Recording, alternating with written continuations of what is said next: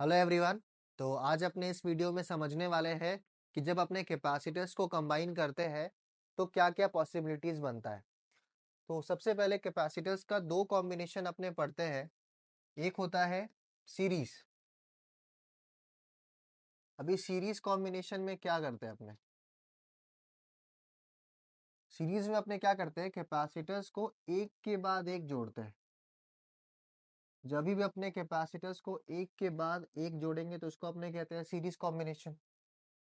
मान लेते हैं ये C1 है, ये C2 है, ये C3 है। ठीक है। अभी अपने को क्या करना है कि इन तीन कैपेसिटर्स का जो कॉम्बिनेशन है उसका अपने को इक्विवेलेंट कैपेसिटेंस निकालना है। तो हम लोग इक्विवेलेंट कैपेसिटेंस निकालने के लिए क्या करते हैं कि हम लोग इन तीनों कैपेसिटर्स को एक सर्किट में कनेक्ट करते हैं।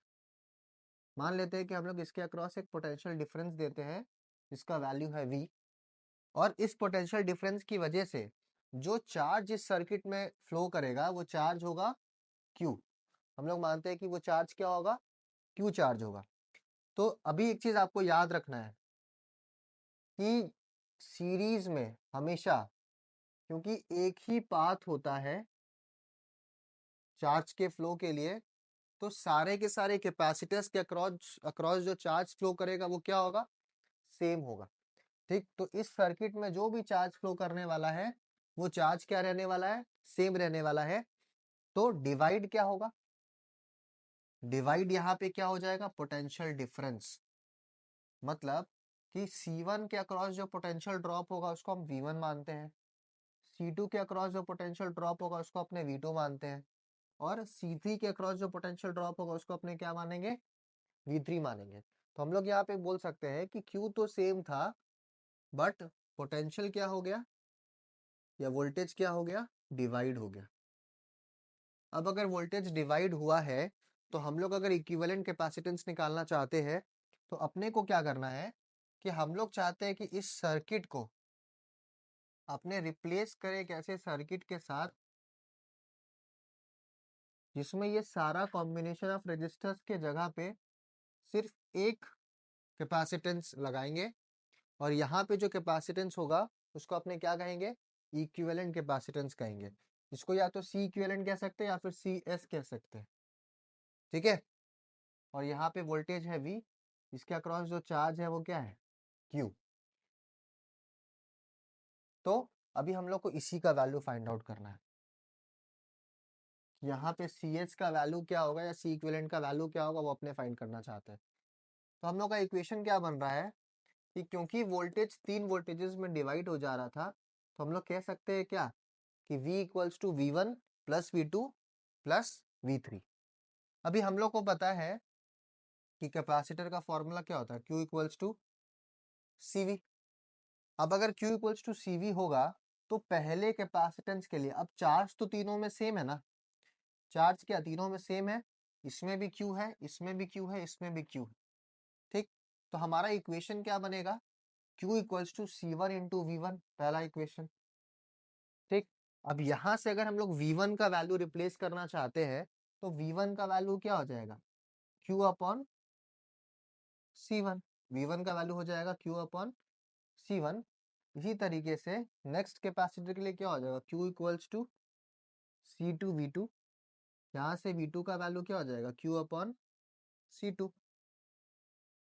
थर्ड के लिए क्या हो जाएगा, Q इक्वल्स टू C3V3, और यहाँ से V3 का वैल्यू हो जाएगा Q अपॉन C3। ये तीन चीज अपने को मिल गया।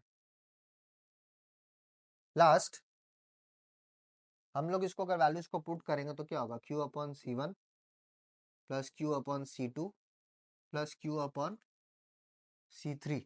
ठीक है।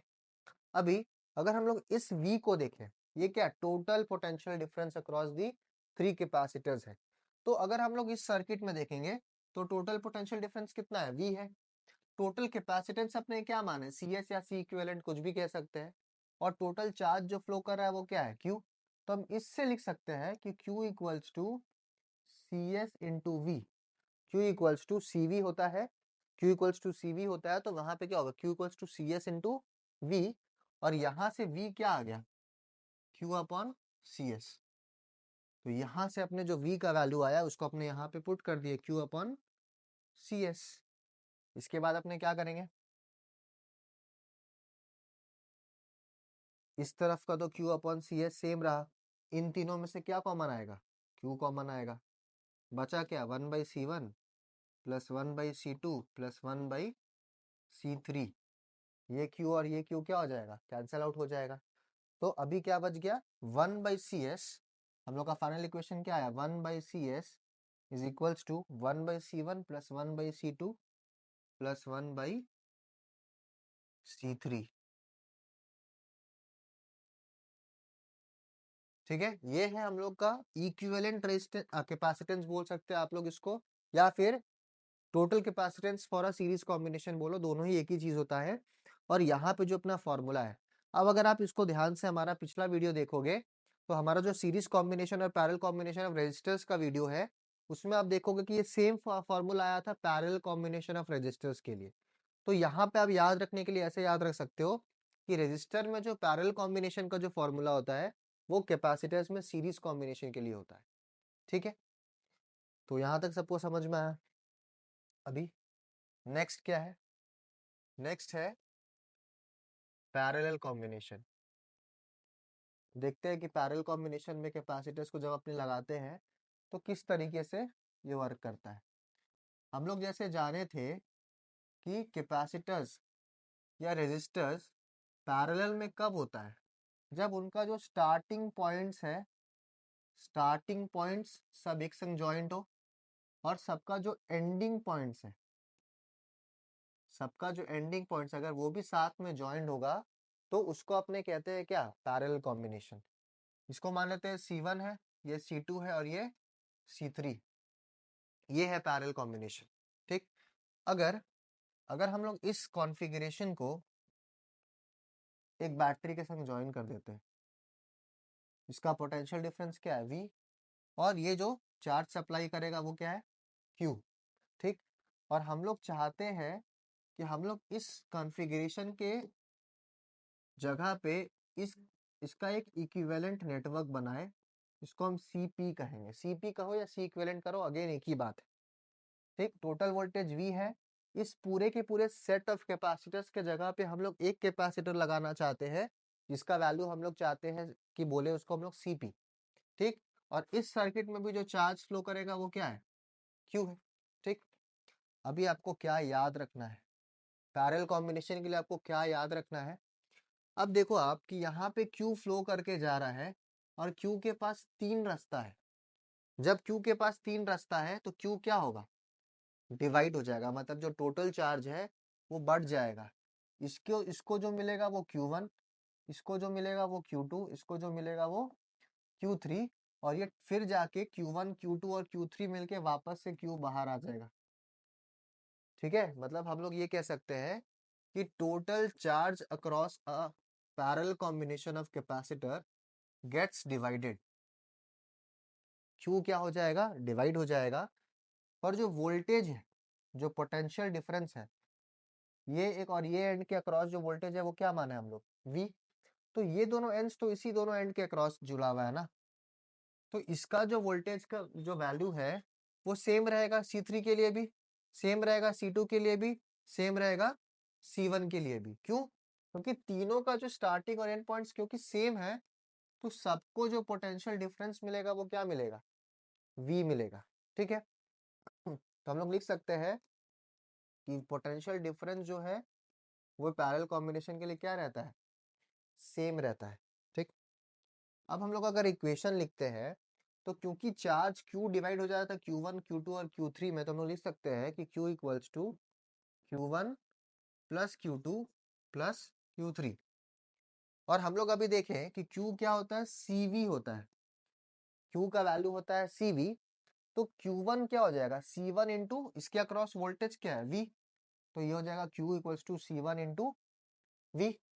उसी तरीके से Q2 क्या हो जाएगा, C2 इंटू V, क्योंकि देखो C2 के क्रॉस जो वोल्टेज है वो अभी भी V है, तो Q क्या हो जाएगा, Q2 क्या हो जाएगा C2 इंटू इसके अक्रॉस का वोल्टेज क्या है, V है।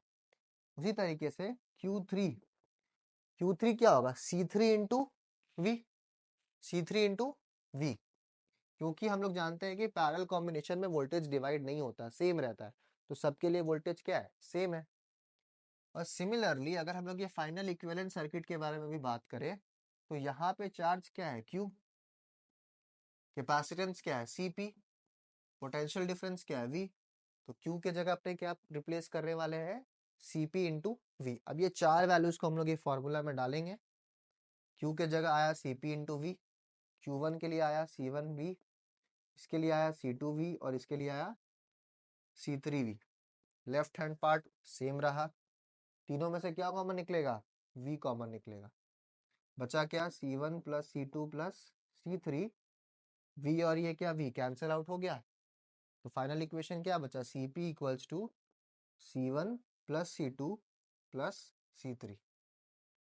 ये है हम लोग का equivalent capacitance for a parallel combination of capacitors. और अगर आप यहाँ पे याद करोगे तो ये हम लोग का सीरीज कॉम्बिनेशन ऑफ रेजिस्टर्स के लिए इक्विवेलेंट रेजिस्टर का फॉर्मूला होता है। तो ये चीज आपको याद रखने के लिए एक ट्रिक है कि जो रेजिस्टर्स में सीरीज का फॉर्मूला है वो कैपेसिटर्स में पैरेलल का फॉर्मूला है, और जो रेजिस्टर्स में पैरेलल का फॉर्मूला है वो कैपेसिटर में सीरीज का फॉर्मूला है। तो आई होप सबको समझ में आया। Thank you and have a nice day.